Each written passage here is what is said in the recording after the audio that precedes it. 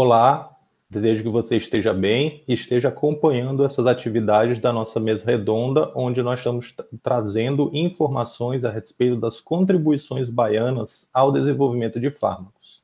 Eu sou o professor Samuel Silva Pita, sou o principal organizador e coordenador de atividades do Laboratório de Bioinformática e Modelagem Molecular. Esse laboratório fica na Faculdade de Farmácia da Universidade Federal da Bahia. Nesse contexto da minha fala, nessa mesa redonda, eu pretendo trazer as contribuições do LABIM, sediado na UFBA, ao planejamento de fármacos. Nessas ações, nós vamos destacar principalmente as ações na área computacional, carinhosamente chamado por cada um de nós como o LABIM Comp. Dessa forma, essa apresentação está organizada fazendo uma descrição histórica a respeito dos pontos a serem tratados. Depois discutiremos algumas ações em alvos estudados dentro do Laboratório de Bioinformática e Modelagem Molecular, LABIM, discutindo alguns resultados, e apresentaremos ao final algumas perspectivas a médio e longo prazo. Espero que você tenha aproveitado os conteúdos desta mesa redonda e eles tenham sido relevantes para a sua formação e a sua informação. Nesse contexto, é importante nós entendermos onde está sediada a química medicinal computacional. A química medicinal computacional ela é a interface de diversas áreas de pesquisa e de aprendizado dentro do planejamento de fármacos, que envolve tanto ações das técnicas ou métodos, todos computacionais, como a modelagem comparativa, triagem virtual, acoplamento molecular, também conhecido do termo em inglês docking, e a dinâmica molecular. Então, a parte de química medicinal computacional, desenvolvida dentro do LABIM, ela se resume ou se restringe às ações na área computacional. Dentro dessa área computacional, nós temos ações em diversas metodologias que empregam o computador para o planejamento de fármacos, e nós vamos discutir algumas dessas ações no transcorrer da nossa fala nesta mesa redonda. Dessa forma, para que nós possamos trabalhar adequadamente no contexto de planejamento de fármacos, nós definimos alguns alvos prioritários. No LABIM, temos definidos os principais alvos, por exemplo, voltado às doenças tropicais negligenciadas. Como a doença de Chagas, nós temos a tripanotiona redutase de Trypanosoma cruzi. É uma enzima estudada no LABIM. Quanto às leishmanioses, nós estudamos também a tripanotiona redutase de Leishmania amazonensis. Esses dois alvos, essas duas tripanotionas, essas duas enzimas, são estudadas num contexto de doenças negligenciadas. Outros alvos envolvem, por exemplo, doenças emergentes. Uma delas é a febre chikungunya causada pelo vírus chikungunya, abreviado aqui como ChikaV. Os alvos selecionados para o tratamento da infecção causada pelo vírus chikungunya são selecionados como a NSP2, NSP3, E1 e E2 e a proteína do capsídeo viral chamada de CP. Outro alvo de doença emergente é justamente a seleção da acetilcolinesterase do carrapato bovino, cujo nome científico é o Rhipicephalus micrópolis, e o estudo da ação anticolinesterásica que seja capaz de levar a uma morte, uma ação carrapaticida, é capaz de tratar uma doença que tem um peso bastante importante, principalmente na agroindústria, que é a chamada tristeza parasitária bovina. Então, quando nós tratarmos a enzima do Rhipicephalus micrópolis, nosso objetivo é desenvolver uma metodologia que seja útil para o desenvolvimento de fármacos frente à tristeza parasitária bovina. Devido à pandemia da Covid-19, nós também iniciamos algumas áreas de pesquisa, algumas ações voltadas para alvos dentro do SARS-CoV-2. Os principais alvos são a proteína espicular chamada de spike e a principal protease chamada de MPRO. Esses alvos todos estão classificados dentro das doenças emergentes. Por fim, algumas colaborações surgiram com o passar dos anos e permitiram que nós estudássemos, através das metodologias computacionais, no Laboratório de Bioinformática e Modelagem Molecular da UFBA, o LABIM, por exemplo, a ação anticolinesterásica frente a um organismo chamado elétrons eletróficos, que é o peixe elétrico. Então, a ação colinesterásica é bastante semelhante à ação do desenvolvimento de anticolinesteráticos para o tratamento de doenças neurodegenerativas. Então, nós estudamos algumas respostas neste modelo que mimetiza a colesterase humana. Nós estudamos também algumas respostas relacionadas à resistência bacteriana aos derivados da classe dos carbapenêmicos, dos compostos carbapenêmicos, e estudamos isso através da ação de interação de biomoléculas frente à enzima NDM1, que dá resistência frente aos antibióticos beta-lactâmicos. Estudamos também a ação do hormônio juvenil no desenvolvimento de insetos, de forma a despertar a ação de compostos que tenham propriedades repelentes, ou seja, compostos que tenham a capacidade de levar o mosquito ou algum mosquito a serem repelidos. Então, nós estudamos a ação do hormônio juvenil, chamado de JH. E, por fim, algumas ações voltadas a colaborações com outros parceiros dentro do LABIM também, como o professor Marcelo, que falou anteriormente a mim, voltados para o estudo dos fatores de virulência bacterianos. Então, alguns resultados voltados para fenazina N, que é um fator de virulência bacteriana. Nesse contexto, pensando então nos alvos voltados para doenças negligenciadas, o alvo tradicionalmente estudado no LABIM é justamente a TCTR. A TCTR é a tripanotiona redutase de Trypanosoma cruzi.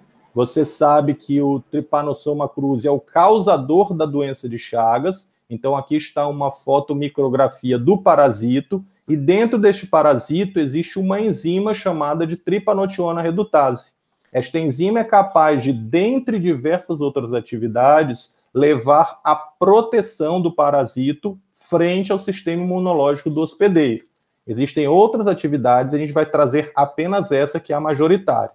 Dessa forma, se eu conseguir inibir, em termos mais gerais, bloquear essa enzima, eu consigo, então, que o parasita seja afetado pelas espécies que são responsáveis do sistema imune do organismo humano, levando à morte desse parasita. Dessa forma, a inibição da tripanotiona redutase é o objetivo de estudo nessa linha de pesquisa. Dessa forma, pensando em compostos que possam ser empregados como inibidores da tripanotiona redutase, cujo resultado leve à morte do parasita, devido à sua incapacidade de resistir à ação do sistema imunológico do hospedeiro humano, diversas abordagens foram pensadas, resumidas de acordo com essa figura aqui.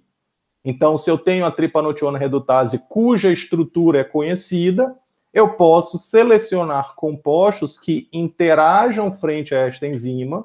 Posteriormente, esses compostos vão ser filtrados devido às suas características e, ao final, espera-se que nós consigamos compostos que tenham capacidade de inibir, interagir com a tripanotiona redutase, neste caso de Trypanosoma cruzi. Dessa forma, há algumas quimiotecas, que são bibliotecas que organizam compostos químicos, foram testadas. Algumas delas estão presentes aqui no estado da Bahia, que é o NAT-ProDB, que é uma quimioteca catalogada pela Universidade Estadual de Feira de Santana, a qual contém principalmente moléculas do semiárido baiano. Então, no estudo inicial, o aluno Vinícius, à época, aluno de iniciação científica, fez uma catalogação dessas moléculas e o seu estudo frente à tripanotiona redutase, buscando o desenvolvimento de novos inibidores. Então, o desenvolvimento dessa pesquisa resultou em 2 artigos científicos, mostrando quais moléculas do NAT-ProDB, que representam espécies químicas do semiárido baiano, são importantes para a interação com a tripanotiona redutase de Trypanosoma cruzi. Esse resultado indica a possibilidade dessas moléculas serem empregadas no planejamento de novos fármacos antichiagásicos. Posteriormente, uma outra quimioteca foi empregada, que é uma quimioteca catalogada pelo Instituto de Química da Universidade Estadual Paulista, da Unesp. Essa quimioteca tem a sigla chamada de NUB e também foi testada quanto à sua potencialidade de interação frente à tripanotiona redutase. Isso foi testado a partir dos estudos que deram origem ao trabalho de conclusão de curso da aluna Neuci Santos. Posteriormente, ao laboratório chegou a aluna de iniciação científica, à época, Clarissa Peralva, e Clarissa também trabalhou através da tiazolidinedionas e das tiazolidinedionas pirimidinas. São duas quimiotecas de compostos obtidos a partir da parceria com o professor Camille et al. Da Universidade do Egito, para que fossem testadas também quanto à sua característica de inibição e interação com a tripanotiona redutase de Trypanosoma cruzi. Os resultados abaixo aqui mostram as moléculas mais promissoras dessa classe de tiazolidinedionas ou tiazolidinedionas ácidas contendo o núcleo pirimidínico. Dois resultados que tiveram a participação fundamental da então aluna de iniciação científica Clarissa Peralva.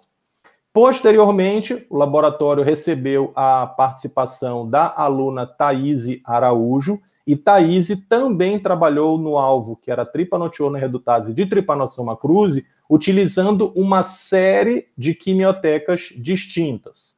A primeira delas é uma série de derivados benzilacridina, derivados da ciclopirrolidina, testados previamente, como mostrado nessa imagem aqui, por um grupo de pesquisadores da Universidade do Reino Unido. Então, esses derivados ciclopiridil da classe das pirrolidinas tiveram a sua ação testada frente ao parasito e nós fizemos os estudos de acoplamento molecular para verificar o seu mecanismo de interação.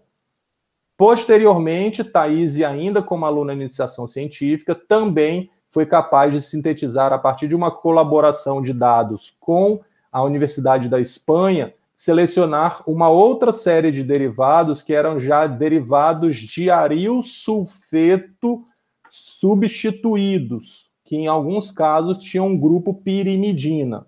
Então, essa quimioteca de diaril sulfetos pirimidínicos também foram estudados via acoplamento molecular a partir das ações da aluna de iniciação científica Thaíse Araújo.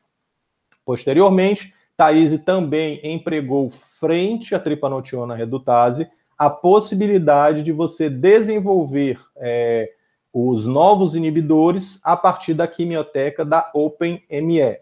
Essa quimioteca é uma quimioteca disponível livremente em acesso à rede pela Behring Ingelheimer, uma indústria farmacêutica que disponibilizou uma série de moléculas para testes e Thaíse realizou esses testes durante a sua iniciação científica.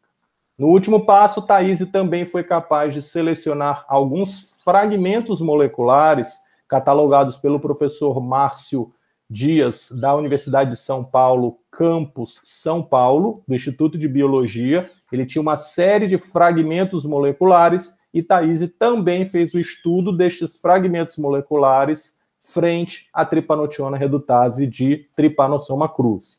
Então, esses distintos resultados mostram que diversas classes, compostos, abordagens foram empregadas através da triagem virtual e acoplamento molecular frente à tripanotiona redutase, pensando no desenvolvimento de novos inibidores de TCTR, tripanotiona redutase de Trypanosoma cruzi.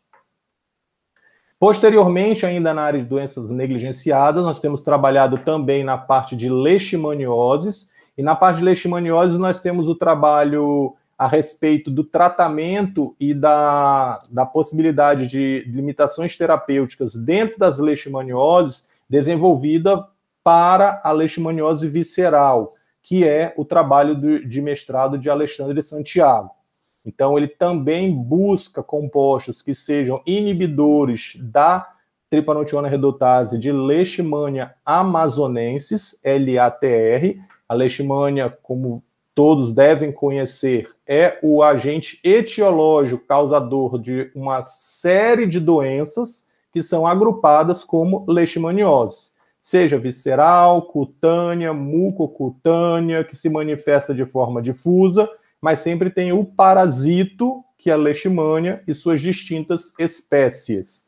No trabalho de mestrado de Alexandre, que inicialmente rendeu esta publicação através de um artigo de revisão, tem-se estudado as possibilidades terapêuticas para o tratamento de Leishmania amazonensis. Uma outra abordagem, utilizando também a Leishmania amazonensis, mas voltada agora para a enzima fosfodiesterase 4, foi desenvolvida através de colaboração com os pesquisadores da Universidade do Estado da Bahia e pesquisadores também do Rio de Janeiro e externos à Bahia, e nos mostram que essa publicação nós conseguimos identificar compostos da classe Lasbio 1386 que são inibidores desta enzima fosfodiesterase 4. Então, os resultados in vitro, em célula e os resultados computacionais, mostrando as interações desse derivado frente à fosfodiesterase 4, nos dão segurança para identificar qual o mecanismo de interação e, principalmente, como que este composto é um inibidor potente para essa enzima, pensando no desenvolvimento de novos compostos leishmanicidas. Então, aqui estão apresentados dois alvos. O primeiro, a LATR, a tripanotiona redutase de Leishmania amazonensis, e o segundo alvo, voltado para a fosfodiesterase 4, também de Leishmania amazonensis. Posteriormente, na área de doenças voltadas agora para doenças emergentes, foi selecionado a proteína não estrutural 2 do vírus chikungunya. Chikungunya, o vírus da chikungunya é capaz de causar, após a infecção do organismo humano, uma febre chikungunya que pode evoluir para um estado crônico de poliartralgia, dor na articulação. Em alguns casos, pode evoluir para sintomas centrais, então você ter uma manifestação no sistema nervoso da presença desse vírus, mas na grande maioria dos casos, essa febre chikungunya evolui após a sua forma crônica para uma dor intensa nas articulações, que pode permanecer durante meses até anos. Então, há necessidade do desenvolvimento terapêutico, uma vez que o chikungunya, o vírus chikungunya, não tem nenhum antiviral desenvolvido para combater a sua infecção. Como nós temos o problema da febre chikungunya e o problema crônico da poliartralgia e a ausência de medicamentos para o tratamento frente ao vírus chikungunya, nos deu a possibilidade de nós estudarmos alvos dentro dessa partícula viral que fossem úteis para o planejamento de fármacos. Um dos primeiros estudos a serem desenvolvidos pelo nosso grupo foi frente à proteína NSP2, que é a proteína não estrutural 2. É uma proteína que está determinada experimentalmente. Ela tem uma participação fundamental no ciclo replicativo do vírus chikungunya, uma vez que ela é responsável por quebrar, catalisar a formação das poliproteínas. Então, ela tem a função principal de liberar as poliproteínas estruturais e não estruturais, que vão dar origem à formação da partícula viral. Então, uma vez inibida essa NSP2, você não tem a formação das partículas virais após a infecção. Dessa forma, a NSP2 pode ser empregada para o planejamento de fármacos contra a infecção pelo vírus chikungunya. Então, a então mestranda Isabela Estrela iniciou os trabalhos voltados para o estudo do entendimento da estrutura e dinâmica dessa proteína, da NSP2, através dos métodos de druggability, que vão ser empregados pelo MectaPocket, FPocket, AlloCyte e o FTMap, ou seja, esses métodos vão identificar quais são os sítios melhores a serem explorados para o planejamento de fármacos que vão interagir com a NSP2. Posteriormente, os estudos avançaram utilizando a técnica de dinâmica molecular para avaliar o comportamento de movimentação desta proteína, utilizando uma técnica conhecida como réplica exchange, e utilizando esses parâmetros. E, por fim, esses estudos deverão ser concluídos a partir do momento da definição desses sítios que sejam moduláveis, chamados de sítio druggable, permitindo, então, o desenvolvimento de novos inibidores para esses sítios druggable ou sítios moduláveis para o planejamento de fármacos.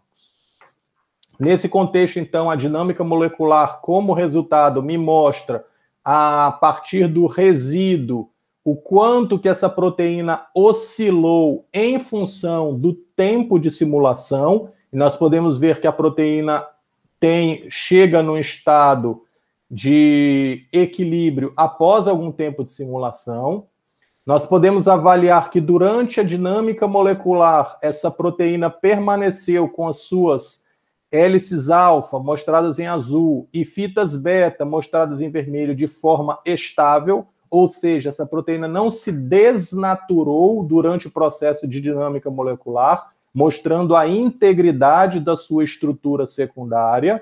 Nós vimos também, a partir da dinâmica molecular, quais regiões da proteína elas oscilam muito e quais regiões da proteína têm pouca oscilação.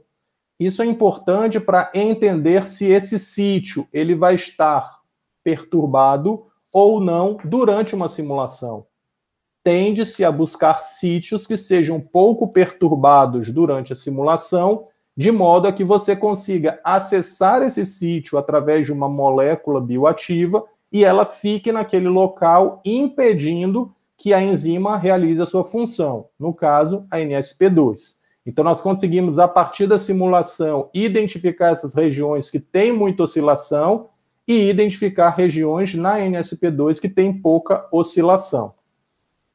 Por fim, nós analisamos através da metodologia de análise de componente principal, que é obtida a partir da dinâmica essencial, os modos de interação dessa proteína. Isso quer dizer que, durante o tempo de simulação, eu tenho movimentos que são chamados de rápidos e movimentos que são chamados de lentos. Esses movimentos rápidos são aqueles que permitem a acomodação de resíduos dentro da proteína. Os movimentos lentos são aqueles que permitem a acomodação de domínios. Como exemplificado nessa imagem aqui, nós conseguimos perceber que esta alça vai, com o passar do tempo, se fechando durante a simulação. Esse movimento é o movimento dito lento. E quando nós identificamos estes movimentos dentro da NSP2, a partir da ferramenta de dinâmica essencial, que é obtida a partir da simulação de dinâmica molecular, nós podemos identificar quais são os principais movimentos dessa proteína. Então, nós vemos aqui que o primeiro modo de movimentação envolve a torção entre os domínios, o que não compromete a integridade da proteína. O segundo modo envolve a aproximação desses domínios, o que também não compromete a integridade da proteína, mas já me mostra a possibilidade de acessar um sítio nessa região de interface que permita que a proteína fique próxima durante o seu tempo de viabilidade. Isso faz com que eu já possa buscar sítios nessa região. O terceiro modo me mostra uma torção entre os domínios da proteína, e o quarto modo me mostra uma movimentação dentro do sítio ativo. Então, essas ferramentas de dinâmica molecular me mostram a possibilidade de explorar sítios, se esses sítios estarão viáveis dentro do tempo de viabilidade da partícula, que é, no caso, a NSP2, e principalmente como eles podem ser acessados em função dos modos de movimentação de cada um deles. Então, esses resultados são importantes para contextualizar como que eu posso selecionar sítios que sejam locais onde os inibidores da NSP2 podem ser acessados. Outro resultado que nós temos também é verificar se durante a simulação essa proteína ela está numa região de mínimo local ou ela visita outros mínimos. Essa análise de energia livre de interação, no caso da energia livre da dinâmica molecular, durante um experimento de dinâmica molecular, foi realizada em colaboração com o doutorando Cristóvão, lá da Universidade do Canadá. Então, nós verificamos que durante a simulação de dinâmica molecular, a NSP2 ela fica em uma região de mínimo, onde você tem um mínimo global, ou seja, ela visita apenas uma região durante a simulação. Quer dizer que ela está estável nessa conformação e eu posso empregar essas informações para o planejamento de fármacos. Então, quando eu analiso essa hipersuperfície de energia a partir dos dados de energia livre para esta proteína, eu vejo que essa região do mínimo aqui é importante a ser acessada e explorada.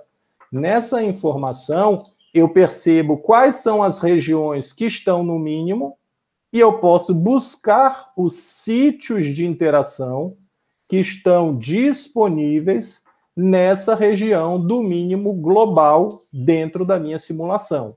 E isso foi feito identificando uma região próxima ao sítio catalítico como sendo uma região druggable, um sítio capaz de ser acessado por micromoléculas e que vai estar disponível para a interação, dando a possibilidade da descoberta de novos inibidores para a NSP2 de chikungunya, utilizando a ferramenta de dinâmica molecular.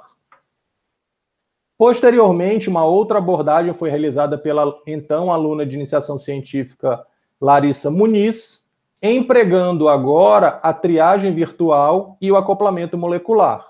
Larissa empregou uma série de benzilideno acrilohidrazidas que haviam sido previamente testados por um grupo da Itália para sua ação frente ao vírus da chikungunya.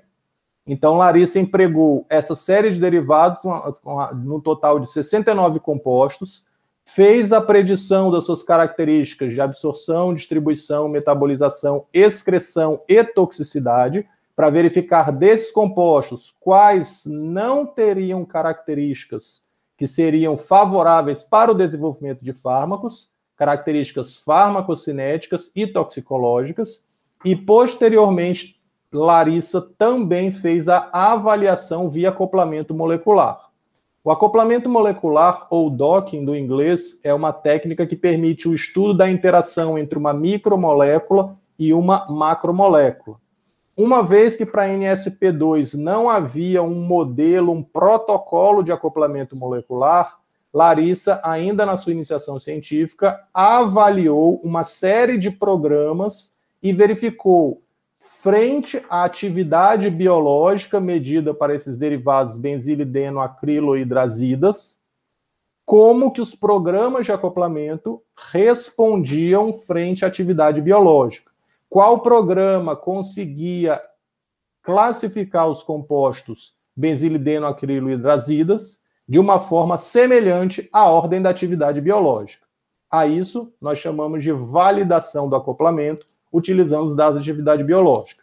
De novo, Larissa empregou a NSP2, que nós já discutimos a sua importância para o desenvolvimento de fármacos anti-chikungunya. Seus principais resultados mostram que os programas Autodoc, Síbio, Gold e Autodoc Vina foram empregados quanto à avaliação da ação desses derivados frente à NSP2, e os resultados de Larissa nos indicam que a melhor ferramenta de análise frente aos derivados benzilideno acrilohidrazidas para a NSP2 chikungunya foi o programa Autodoc 4.2. Os principais resultados são mostrados nessas duas figuras, onde o composto 51, que é aquele que tem a melhor atividade biológica e também a melhor energia de classificação pelo programa de acoplamento, tem uma interação com asparagina 1082, com asparagina 1011, que são interações do tipo ligação hidrogênio. A presença também do derivado 13A da série de benzilideno acrilohidrazidas mostra novamente o mesmo padrão de interação.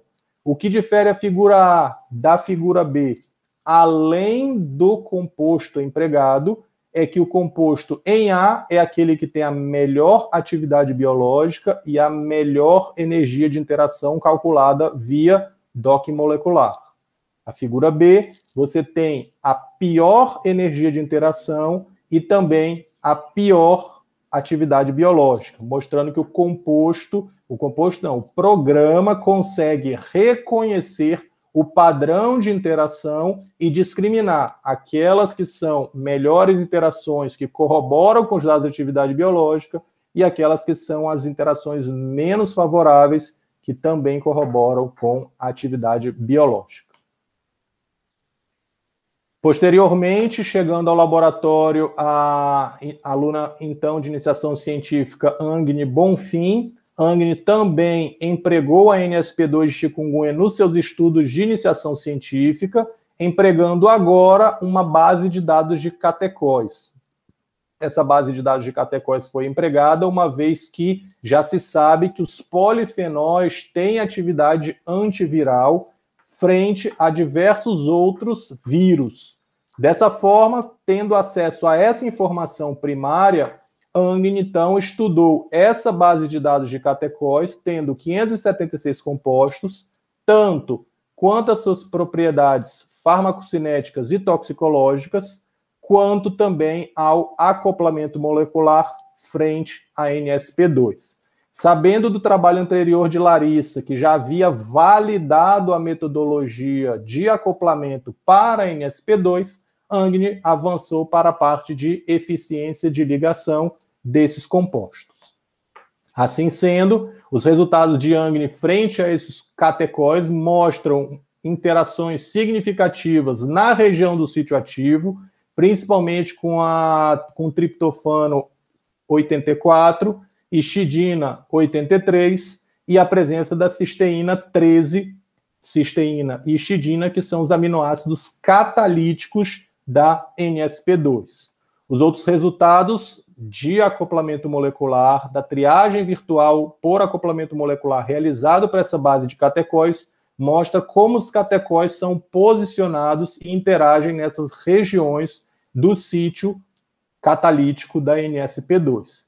Cada um desses resultados mostrando um padrão de interação diferente, o que resulta num valor de energia diferente.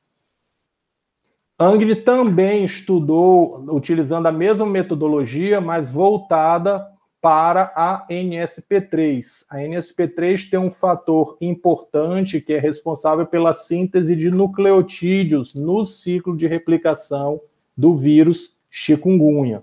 Então, utilizando a mesma base de dados, a mesma metodologia, mas agora voltada para a NSP3, que é uma enzima, é uma proteína não estrutural, que é importante para o conhecimento e principalmente para a síntese de nucleotídeos, Agne utilizou essa informação de uma forma em que agora pudesse empregar a NSP3 como alvo, já que a mesma tem um papel importante na replicação, seja através da interação com as proteínas de estresse térmico, HSP90, seja através da formação da sua ação de fosfatase, seja através do seu papel na fosforilação da partícula viral. Então, a NSP3 tem uma série de ações que a tornam um alvo importante a ser inibido, buscado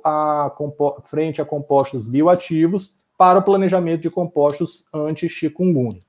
Então, Agne, utilizando seus conhecimentos da iniciação científica, fez a triagem virtual por acoplamento molecular frente à NSP3, obtendo os seguintes resultados para cada um dos catecóis. Os valores de energia estão apresentados nessa coluna do meio e, de forma a avaliar se o composto tinha ou não uma característica capaz de ser otimizada, Angne também definiu o valor de eficiência de ligação. Essa eficiência de ligação me indica a qualidade de um composto. Se ele tem uma eficiência alta, quer dizer que ele tem uma boa interação com a proteína. Os seus átomos têm boa interação com o alvo terapêutico. Se ele tem uma eficiência baixa, quer dizer que esses átomos desse composto têm uma baixa interação com a proteína. O valor de referência nos mostra que o LE deve ser, no máximo, até 0,4.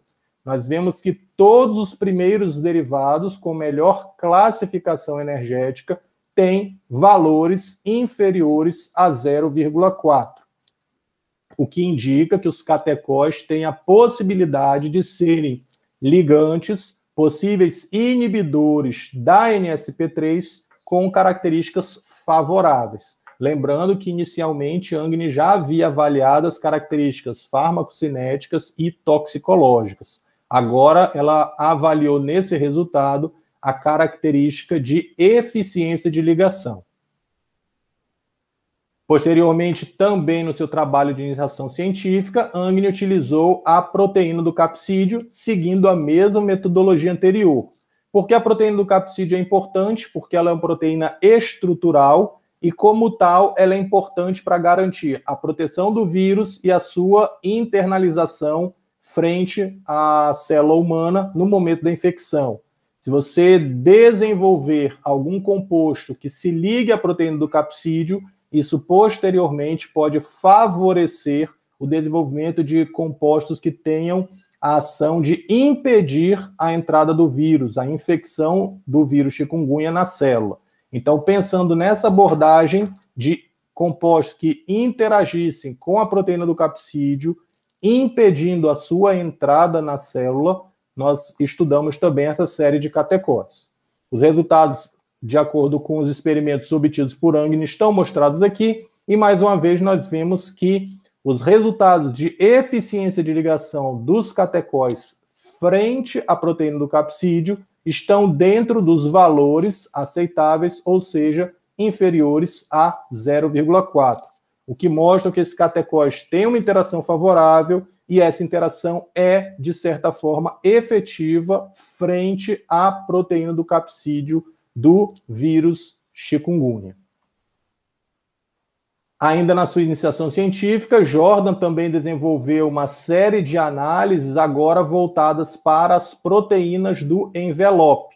Então, utilizando a mesma base de dados, a mesma análise farmacocinética e toxicológica e o protocolo de acoplamento, Jordan desenvolveu frente às proteínas do envelope. Elas são importantes porque essas proteínas do envelope, elas vão ter a informação, como esperado para o vírus do chikungunya, a proteína do envelope tem a responsabilidade de serem moléculas suscetíveis à invasão celular, ou seja, para que o vírus consiga adentrar as células humanas, há necessidade de usar as proteínas do envelope. Essas proteínas do envelope têm o papel de realizar a fusão e depois permitir com que o material genético do vírus seja internalizado na célula infectada. Ou seja, se você impedir que haja a fusão através de um composto químico, você pode favorecer a não infecção da célula humana e, dessa forma, você pode utilizar como alvo terapêutico a proteína do envelope de chikungunya. A proteína tanto E1 quanto a proteína E2 são proteínas do envelope responsáveis por essa fusão da partícula viral à célula humana e são responsáveis também pela invasão celular. Então, se você tiver ou planejar um composto que interaja com E1 ou com E2, você pode, em tese, desenvolver um inibidor de fusão celular que seja efetivo contra o vírus da chikungunya. Dessa forma, pensando nessa abordagem, Jordan utilizou uma abordagem que já foi citada no trabalho de Isabela, da NSP2, que é a análise de drugability. A análise de drugability, ela indica regiões na proteína que podem ser moduladas por micromoléculas. Então, ele utilizou tanto o servidor PocDrug quanto o servidor FTMap e mapeou na proteína E1 e na proteína do envelope 2, ambas proteínas responsáveis pela fusão, invasão e infecção pelo vírus chikungunya, regiões que seriam importantes para modulação por micromoléculas. Seriam sítios a serem explorados no planejamento de fármacos. Perceba que ele identificou esses sítios aqui de acordo com a ordem de importância, que foram posteriormente explorados durante a sua iniciação científica.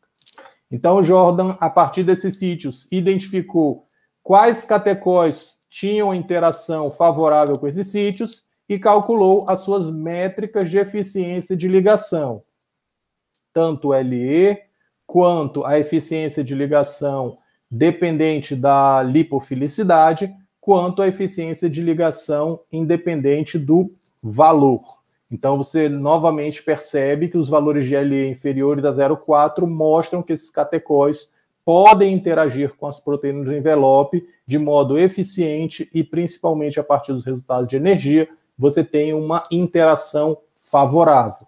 Esses resultados para a proteína E1 e nós avançamos para a próxima doença emergente, que é a tristeza parasitária bovina. A tristeza parasitária bovina ela é causada pelo carrapato bovino, que é o Rhipicephalus micrópolis.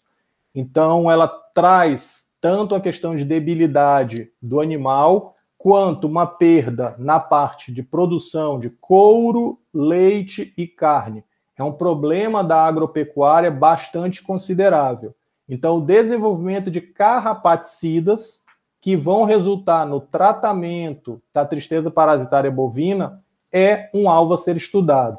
Esse alvo foi estudado a partir do desenvolvimento e do conhecimento de que o Rhipicephalus micrópolis tem 3 isoformas de acetilcolinesterase. Então, essas 3 isoformas são conhecidas, mas não têm a sua estrutura determinada. Então, os trabalhos iniciais nessa área de doenças emergentes voltadas para colaboração com a medicina veterinária e com a agroindústria nos mostram a possibilidade da determinação via modelagem comparativa da estrutura tridimensional da acetilcolinesterase de Rhipicephalus micrópolis, do tipo 1, do tipo 2 e do tipo 3. Então, construindo computacionalmente este modelo, é possível agora, em cima deste modelo, determinar quais compostos podem interagir com essa acetilcolinesterase que tenham características carrapaticidas que me darão um perfil de tratamento para a tristeza parasitária bovina. Nesse contexto, uma colaboração com a Escola de Medicina Veterinária e Zootecnia da UFBA deu origem ao estudo dos alcaloides da Prosopis juliflora. Essa espécie vegetal é conhecida como algaroba.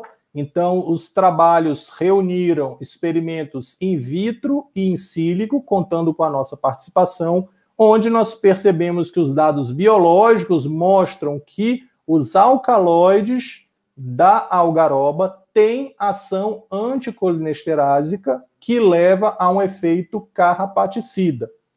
De forma a investigar isso em detalhes, nós, a partir da estrutura da acetilcolinesterase de Rhipicephalus micrópolis, construída previamente por nosso grupo, nós fizemos a determinação do padrão de interações desses alcaloides frente ao alvo terapêutico, reconhecendo então que os principais alcaloides têm mecanismos de interação frente à acetilcolinesterase de carrapato, o que redundaria numa ação carrapaticida. Então, o estudo iniciou-se com a modelagem comparativa das isoformas de acetilcolinesterase e, neste ponto, concluiu-se com o conhecimento da interação dos principais alcaloides frente a essa colinesterase de Rhipicephalus micrópolis.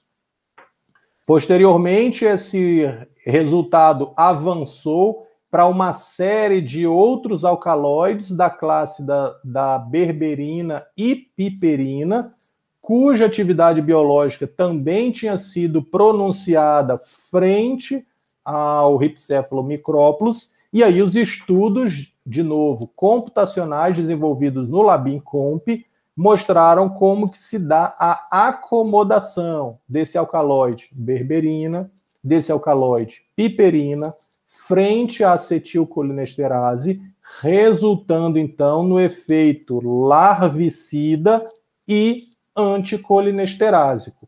A ferramenta computacional, através do docking molecular, acoplamento molecular, conseguiu identificar como que se dá essa interação, que resulta num efeito macroscópico, que é a ação larvicida e a ação anticolineesterásica, que havia sido medida em laboratório. Então, a ferramenta computacional conseguiu auxiliar neste contexto para o planejamento de fármacos. Uma outra abordagem voltada para as doenças emergentes devido à pandemia da Covid-19, que é algo que ainda acomete até este ano a população mundial. Então, nós começamos a estudar alguns alvos do SARS-CoV-2. Um deles é a sua principal protease, chamada de MPRO, cuja estrutura foi rapidamente elucidada pelos grupos de cristalografia e está disponível, acessível dentro dos bancos de dados. Então, os trabalhos da aluna de iniciação científica Olivia Alcântara empregaram os derivados catecólicos como alternativa para compostos que tivessem inibição frente à MPRO. A MPRO, por ser a principal protease do SARS-CoV-2, uma vez inibida, impede a replicação do vírus. Logo, compostos que atuem como inibidores da MPRO vão ser compostos efetivamente anti-SARS-CoV-2, anti-coronavírus, antivirais. Então, Olivia trouxe esses resultados para o acoplamento dos derivados catecólicos, uma colaboração com os professores da Universidade Federal do Amapá e outros colegas do exterior deu origem a esse artigo, onde nós estudamos também o efeito frente à MPRO de produtos naturais, e esses produtos naturais oriundos do semiárido baiano. Então, uma série de requisitos foram empregados para a determinação das características farmacocinéticas e toxicológicas. Foi realizado também uma análise de drugability nesse sítio e, posteriormente, experimentos de dinâmica molecular identificaram aqueles que têm a melhor interação, qual o perfil de interação e como que se dá a interação frente aos resíduos catalíticos. Então, esse trabalho da MPRO frente aos inibidores, aos compostos de produtos naturais oriundos do semiárido baiano, também foi desenvolvido em colaboração com outros colegas do exterior, alguns aqui da Faculdade de Farmácia, como o pós-doutor Humberto Fonseca Freitas, e alguns colaboradores da Universidade Federal do Amapá. Ainda no seu trabalho de iniciação científica, Olivia fez o estudo da base de dados de catecóis frente à proteína spike, que é uma proteína espicular responsável pela interação do SARS-CoV-2 com o receptor da enzima conversora de angiotensina na célula humana. Dessa forma, uma vez que você consiga impedir a interação da spike a este receptor, de novo, você impede a infecção, você tem um composto anti-SARS-CoV-2, anti-coronavírus, com ação antiviral. Então, isso foi pensado no emprego dos catecóis através dos estudos de iniciação científica de Olivia Alcântara, onde ela buscou, inicialmente, os sítios que tenham características de serem modulados por pequenas moléculas, os sítios druggable. Então, dentro da spike, que tem uma estrutura bastante complexa, conseguimos identificar alguns sítios que sejam favoráveis a serem explorados por micromoléculas, por exemplo, como os catecóis. Os resultados de Olivia mostram que os experimentos de acoplamento molecular dos catecóis nestes sítios, 3 principais identificados, mostram um padrão de interação em que os catecóis conseguem acessar resíduos que são importantes para a estabilidade da proteína espicular, da spike, o que mostra que esses catecóis conseguem atingir, via acoplamento molecular, regiões que são importantes para impedir o contato da spike frente ao receptor da célula humana. Dessa forma, os resultados de acoplamento indicam a importância de nós empregarmos os catecóis como possíveis inibidores de adesão ou adsorção ao receptor humano para o planejamento de fármacos. Essa possibilidade existe a partir dos estudos de acoplamento molecular. Pensando nas colaborações desenvolvidas, então, como nós desenvolvemos uma certa expertise nos experimentos de acetilcolinesterase, nós desenvolvemos e publicamos alguns trabalhos voltados para a acetilcolinesterase agora em outros modelos biológicos, que não apenas o carrapato bovino, o Rhipcephalus micrópolis. Então, isso foi resultado de uma colaboração com o professor Alexandre Branco, tendo de novo a participação do pós-doutor Humberto Fonseca de Freitas. Então, nós tivemos a ação o estudo dessa ação anticolinesterásica dos extratos dessa espécie vegetal, Ocotia pomaderoides, e também da Ocotia percoriaceae. Então, isso foi estudado tanto por métodos experimentais, atividade in vitro, e a ferramenta de acoplamento molecular permitiu a identificação das regiões e das interações realizadas dentro desse modelo biológico, que é a acetilcolinesterase do peixe elétrico, que é o eletros eletróficos. Então, você tem uma ferramenta que é computacional, permitindo visualizar este padrão de interação, posteriormente podendo ser um auxílio ao entendimento dos resultados experimentais. Tanto a ferramenta de acoplamento quanto a ferramenta de dinâmica molecular foram empregadas nesses experimentos in silico, auxiliando na interpretação dos resultados experimentais. Outras colaborações envolvem diversos outros alvos, por exemplo, a ação tripanocida de produtos oriundos da biotransformação de fungos endofíticos também foi analisada, a ação de derivados dos ácidos cinâmicos para uma outra espécie vegetal, e principalmente pelo mel produzido pela tetragonisca angústula, quanto à sua ação frente à neosprocanina, outras colaborações relacionadas ao estudo frente à doença falciforme, quanto às proteínas de membrana do tipo GPCR, que é o subtipo de receptor de adenosina 2B, foi utilizado, que permitiu o avançar numa proteína de membrana.